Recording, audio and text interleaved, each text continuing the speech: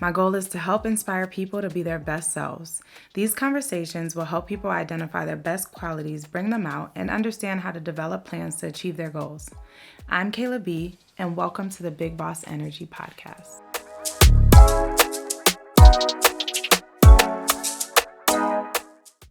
Okay, so first of all, I feel like my podcast has been taken over by Rattler after Rattler after Rattler because we have another Rattler in the building. So either FAMU got the Black Excellence on 10 or what's going on? We do. Hey, Miss Caitlin. How you doing? How you doing, Miss Good, Davis? amazing. Nice to see you. I know. Long time no see. I know. Welcome back home. Thanks. No shade. The girls have been eating me up for moving to Dallas. Okay? Yeah, it's okay. But as long as you're happy. I can't. I don't think people know. We've known each other a really long time, though. Yeah. You remember how we met? Not really. All I'll say is cross promo. It was cross promo. Were you bartending or were you about a girl or were you just Neither. promo? I was just promo. I feel like it was like cross, like did something where he was like, he wanted girls to like promo. And I feel like we all kind of had followings in Tally at the time. We did. Yeah. And we just got to party for free. Like, I feel like that was just the vibe. We never like was a bottle girl or anything. I was. That. Really? I was a bartender. At Baja's? Baja's and what's the other club? And I remember we met at the gym, like specific or somewhere. Remember that hallway we was in one day? Like it was like the gym, like kind of, and like we met to do something for cross promo. I don't remember, girl. But no, cross promo was everything, like you said, the gear. Yeah. But also I was bartending and been a bottle girl. Yeah. At the Moon Girl. Anyways, but anyway, all that. But that's crazy. You know. Right. But anyways, Yeah. Look at how we've grown up. Right? We're big girls now. I know.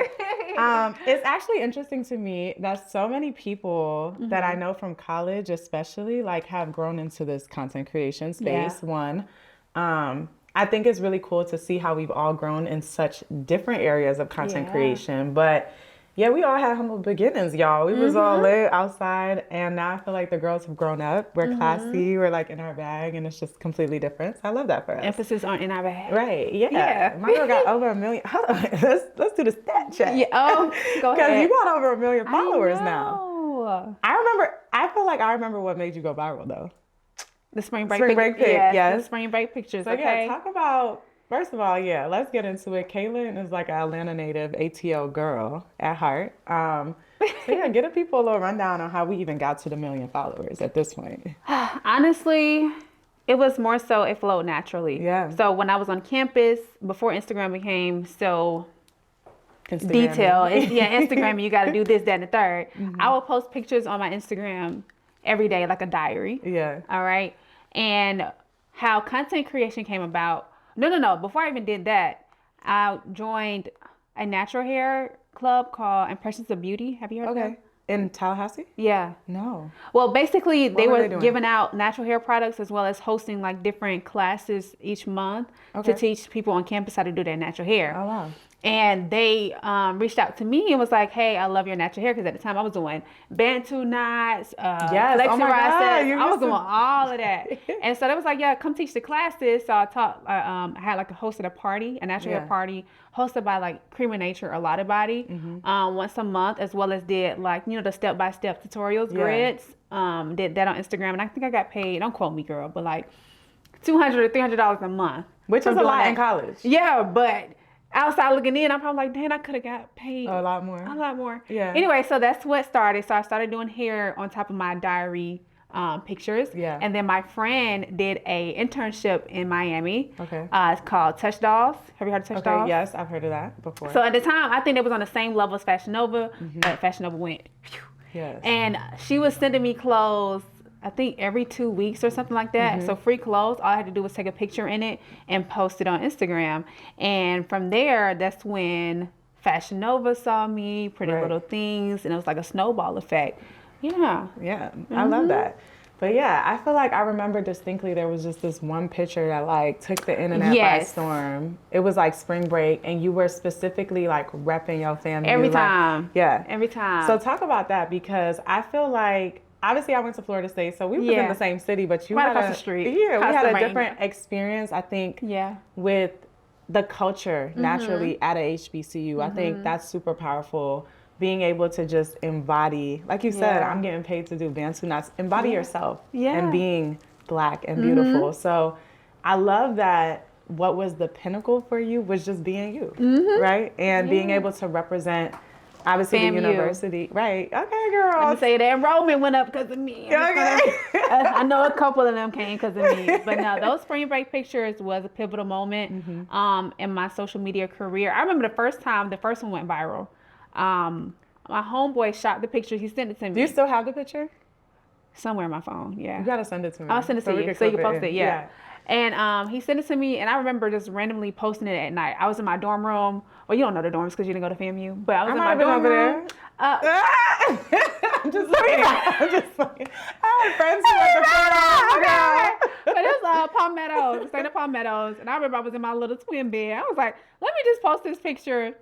And I remember waking up that morning, I had like 20K likes. And 20K likes back in the day, girl, that was like crazy. 1 million. Yes. Like, everybody was like, Kayla, did you see your picture? And, you know, for yourself to go, like, I don't want to say viral, but be well known on social media back then, it's like you had to send that picture to, like, I don't know, HBCU Buzz or Protective Styles, Black women. Yeah. You know, you remember how like see the your pictures pages out, specifically and they had to repost designated. your, and then that's how you gain followers. Now it's not like that, you know, because of Reels and stuff, but yeah, but each year after that, I went viral for spring break, which is crazy. Yeah. But I feel like that was also the pinnacle point of you starting your whole business, which also blew up off HBCU. So let's talk about the bridge between how you were able to take where you were and effectively like build a brand off that. Because I'm very big on use what you have to go ahead and go get you some more. I feel like a lot of people are always like trying to do something outside what's really presented to them. So talk about that a little bit. Yeah. I was running for Miss FAMU. Okay. And the person that was making my campaign shirts was like, Cait, I understand, you know, you want to be Miss FAMU, but you thinking small. I need you to think big. I was like, what you mean? He said, what's Miss FAMU for people who don't know? Miss FAMU is basically the queen of your university. Ooh, you was gonna be the queen. I was running the set, the queen of the set. No, I was running the queen of the university, like Miss FAMU, like that girl. Oh wow. Yeah. Okay. So I lost, but really I won. At the end of the day, you know, no shade, no tea. No. Anyways, so stay on topic. So he was like, you need to start, like, what you want to make shirts? Like, you want to start a business from this? I was like, yeah, let's start a business. He was like, well, you went viral every time for spring break.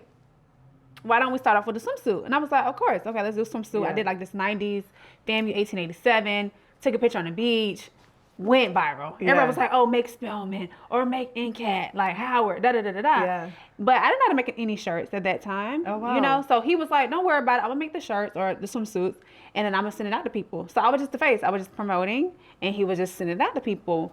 And over time, that business model failed because it was a downfall on his end when it came to shipping out orders.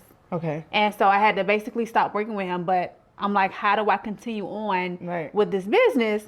I don't know how to make a shirt, a swimsuit, no nothing. So I reached out to my family, and it was like, oh, I know somebody in Atlanta that knows how to make shirts. How about you just go see him? So I went to go see him for a day, try to be a whole sponge. Yeah. And YouTube University, right? And when I got back home, I started making shirts. It was a lot of trial and a lot of error. Okay. Emphasis on the error. Yeah. You know, I'm like, well, he did say, I'm trying to remember something that was taught to me months ago, but wrote in my notes, but also pulling up YouTube University as well as doing it. So finally figured out, and I think I did amazing the first week I started selling, and I think it was during homecoming. Right. So I did like these bandeau, like tops, I remember those. Yes. And like shirts. And so they went crazy. And the rest was history. I just started making shirts in my apartment dorm room. Right. Mm-hmm. So let's talk about the strategy a little bit. Yeah. Because I feel like as a business owner, especially being young, right? Yeah. We always get on YouTube, we see things. What advice would you give around business strategy going back now and looking back, and also being mindful of who you partner with? Yeah. Yes. Partnerships, I'm still working on that one. So I can't even talk too much about that. But when it comes to strategy, especially on campus, I could have done a better job with having more walking billboards. Okay. But even though, yes, I am a brand myself, but not putting too much pressure on myself, knowing that if you want to go far, go together. Right. So having more people on the ground with my shirts, being more present during those set Fridays, Right. selling those. I used to write out everybody's mailing address. Okay. Oh, I wow. didn't know that it was a printer for that. Yeah. So when I got that, it was easier for me to start shipping out Right. orders because I'll print them from my house and send them out. And that's called a label printer. Right. The Dymo? I don't have the Dymo. I have a different version, but Of that, but it's basically. same difference. Yeah. Yeah. Essentially. Yeah. So yeah, that. So you didn't even have shipping software? Girl, no. Oh Didn't my even know God. there was such a thing. Yeah. So I was used to write out when I tell you I had so many orders, but I would say, okay, this person's name is. Right. Yeah. And Okay. it wasn't until like one of my Girl Scout troop leaders was like, they have a printer for that. And I was like, Yeah. we didn't have TikTok. I'm pretty sure TikTok would have taught me that. Right. If we had it back then. But yeah. Yeah. Mhm. No, I'm super big on business strategy, especially understanding how like so many people do manual things and they don't Yeah. even understand there's just a software or some type of tool you could Yeah. pay probably $9.99 a month, $10.99, and it's taking off the offlift of so much work that you have Exactly. to do. So we love that. Now we know. Yes, yes. But yeah, so talk about the growth of that business because it started with the bandos, it started with the t-shirts, but I mean, we went into the crew neck sweaters. We saw different universities come. shoulders, Like yeah. it turned into a huge thing for It you. did. Yeah. And it's called Be Great. Well, back in the days, it Oh, used to what be is- called By Cait the Great. Okay. But it was too self, you know what Okay. I'm saying? And then I went to Be Great Shop. Okay. And that's when I started incorporating Be Great, like the actual shirts that says Be Great, as well as the Black is Beautiful on the front, and then it Okay. says Be Great on the back. But like in college, I had off the shoulder crew necks, and that was something that people was not doing because Right. I was literally in there sewing too. Oh, really? I stitched everything. Like stitched on all the branding of those. No. I have to see you a picture. of Okay. it. So it was like off the shoulder crew neck. So I Okay. would like basically rip up a crew neck. Oh, you and mean then take the bottom, construct like the whole thing deconstruct to- and yeah. then put it together. Yeah. Wow. It was What a lot. was the time to get those orders out? Like, did you give them like a buffer? Like, okay, it's gonna take a little bit to get these. That was, those trial and errors. I Right. could have did a better job with customer service Okay. and timing for that because Right. it did take a lot of time, and I don't think people really knew how much work it took to put in just into that. Yeah. Even so, my Kente shirts, I don't know if you remember those. It had FAMU, but in Kente Yes. print. Yeah, that was a whole process too, child. Like, Oh wow. yeah, it's a lot of, but I didn't think that. yeah, people don't know. I thought you were at the point where you had a distro and you were just sending them the designs and pushing it out. It wasn't until maybe 2.5 years ago where I started getting manufacturers. Right. And my stuff is now in a fulfillment center. I don't even Right. fulfill my stuff anymore. So like it took steps. Yeah. Right. Awesome. Well, we got there. Yeah, we did. And I feel like the trials and tribulations also teach you the strategy that you need to implement moving forward. So that's amazing. So I feel like that really set the tone for one of the biggest moments of your career. So like, let's get into it because yeah. tell us about the yard runner situation with Nike because Nike is crazy. Nike okay? is my baby, Yes. and that team is my family, honestly. So the first Yard Runners campaign was based, like the theme was business owners. Well, what's yard runners for people who may not know? Okay, Yard Runners is a Nike campaign to help out HBCUs for individuals who basically run the yard, and I was selected to be their first yard runners out of like 20 people or 15. Okay. At each different HBCU. Different HBCUs. Okay. So it's Howard, Morehouse, Tennessee State University, Spelman, Hampton, all that Yeah. for business owners. Okay, cool. So they selected each university like a business owner who like kind of like Doing their came thing, through. running their yard, Yeah. alumni and actual students on campus. Okay, cool. So from there though, part two, like let's Part get into that. two. Yeah. So part 2 came out, the FAMU shoe. Right. That I was super excited. When I first received that email, I really thought it was Like a scam. spam. Girl, like, Yeah, I want Kayla, we want you to Nike design a sneaker? Nike sneaker for FAMU. I said, huh? But because I told you from the first Yard Runners campaign, we were already a family, I was Right. like, let me call one of them to make sure this is not a scam. It was like, Caitlin, why would you think that's a scam? You're right. Yeah, so I designed the first FAMU Nike Dunk. That's amazing. So let's talk about the design process. So did you Yeah. go up to Nike and like you was in the studio doing everything? Like, 'cause- I wish. But basically we did multiple Zoom calls with the Okay. Nike design team. Yeah. So we was pulling colors, we were pulling wow. textures, different designs, going back with the university because some stuff that didn't get approved and certain stuff did. But it was a great moment. Wow. Like, yeah. So FAMU was aware of this. Like, it's a collaboration with the university as well. Oh, wow. Like, because, anything that has FAMU on it, they get, like, licensing. They have to have, like, they get proceeds from it. Oh, wow. Okay. Yeah. Wow. Yeah. So did you get to go back to FAMU and, like, show the sneaker off? Like, Oh, yeah. Homecoming. It came out. Did it come out? I think it came out before Homecoming. Okay. And then we had a huge activation at Homecoming. Okay. Yeah, so that was a huge deal. Like, Did they sell out? yeah, immediately. Period. Girl, and I get calls to this day, emails, Kayla, do you think they're gonna come back or what are they? Right. I don't know. I don't know any of that. I just know we did our thing. Everybody loved the FAMU Dunks. Celebrities all over was like, I need the shoe. I need the shoe. LeBron wore the shoe. Yeah. So like, it was a big deal. That's awesome. How do you think, isn't it crazy sometimes how God plants seeds? Yeah. When you think about the fact that your whole brand was, I'm just living through my moment at my HBCU and representing them, and then full circle, you get to spin the block on Nike recognized that, and now I can be the forefront for that. Like, what do you think about when God like just does things like that in your life? Like, it's just God being God. It's amazing because I didn't say this in the beginning. When I fell out with the person that was making my shirts at the time, who wasn't fulfilling the shipping orders. Yeah. Okay. I didn't have no money back then. I was barely working. Yeah. And if you know anything about campaigns at HBCUs, like that takes a lot of money. So with me running for Miss FAMU and my family with being my support system, they was like, I already gave you money. Like, I know you want to start this business, pick it up, but we already gave you. And it's like, all I can say is respect. But I said this in the last, what was it? Interview with Cam Kirk. I don't know, back in the days. But it didn't hit me till I was like talking it out at that moment. And I remember I was about to give up. And I was like, in my mind, it's like, if I would have gave up and not even pursued to push my family to give me money for the business, I wouldn't have Nike. Yeah. Today. Years later, I wouldn't have none of this. And I was like, wow, I cried on the stage. I was like, wow, it's a full circle moment. Like, that was like epitome of like really not giving up on yourself, because you never know those seeds that you're planting, what they're going to produce, the fruit that's going to come from it. Because I'm like, dang, y'all. Because I also, before I even, like, after I went to my family and they said, no, we already gave you money for this, I did, what is it called? A sponsorship letter. Okay. And I went around to different businesses in Tallahassee to get donations. Oh, everybody told me no. Oh, wow. Yeah, so it was like discouraging.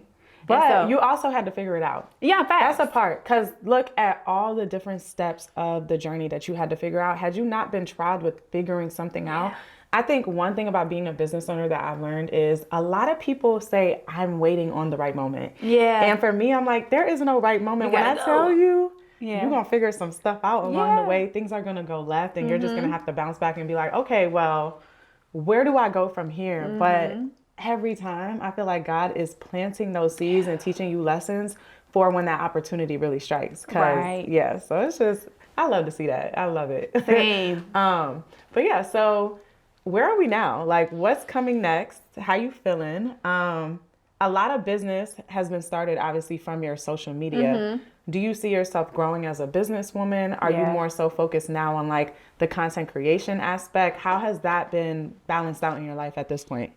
Honestly, last year, because I did a lot of affiliate marketing with Amazon, which... That's your thing. Girl, what? Just affiliate marketing in general is a huge deal for content creators because it's the cushion that we need in between those brand deals. Right. Ooh, I love that. And a lot of times I know as content creators, we can get caught up with only focusing on those brand deals.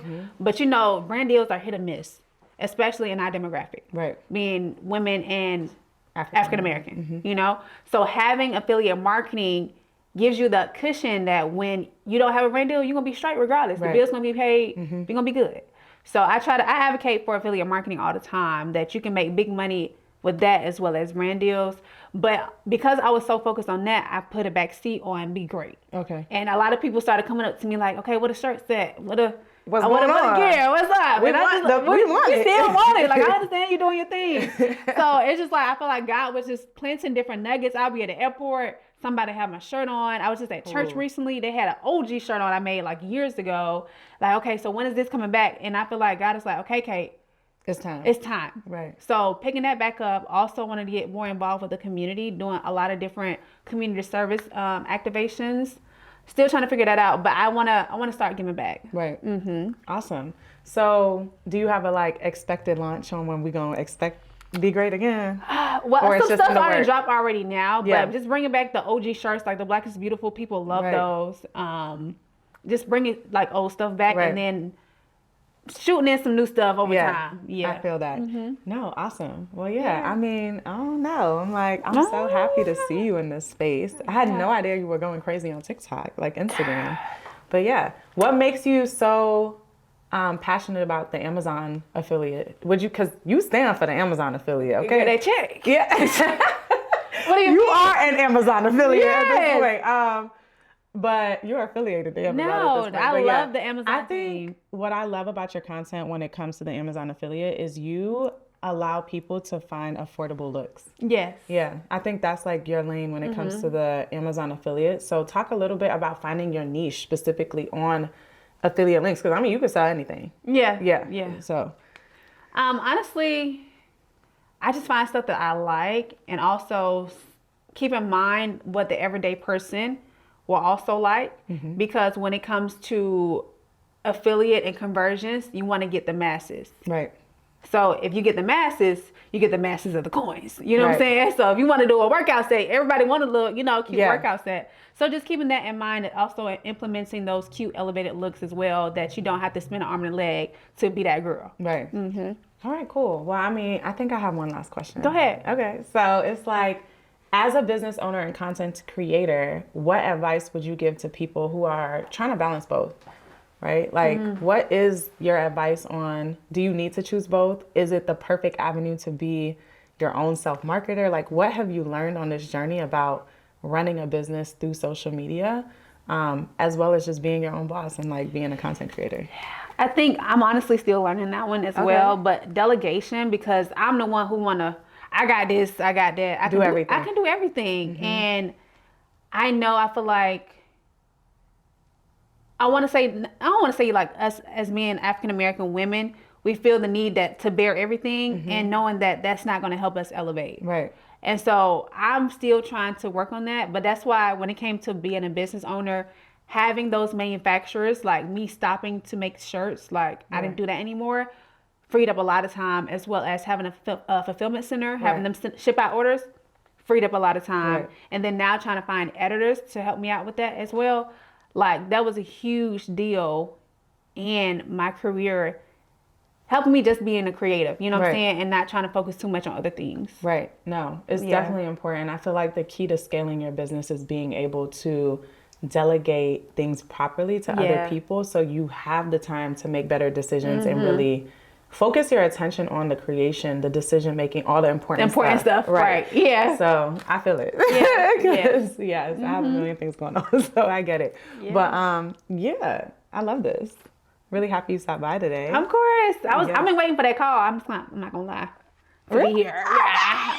I was like, 'cause how long it's gonna take to come on the Big Boss Energy Podcast? No, I love that you came through. Thank you. We gotta just get it in batches at this point. Listen, we trying to make it shake. I know my time was gonna come, so that's why I'm here now. I appreciate it though. Yeah. So proud of the growth. Yeah. So proud to Likewise, because you're doing your thing too, babe. see. Girl. Yeah. It's crazy to see us right now. Like 10 years ago, if you guys only knew. A long way, right. a journey with everybody. Yeah.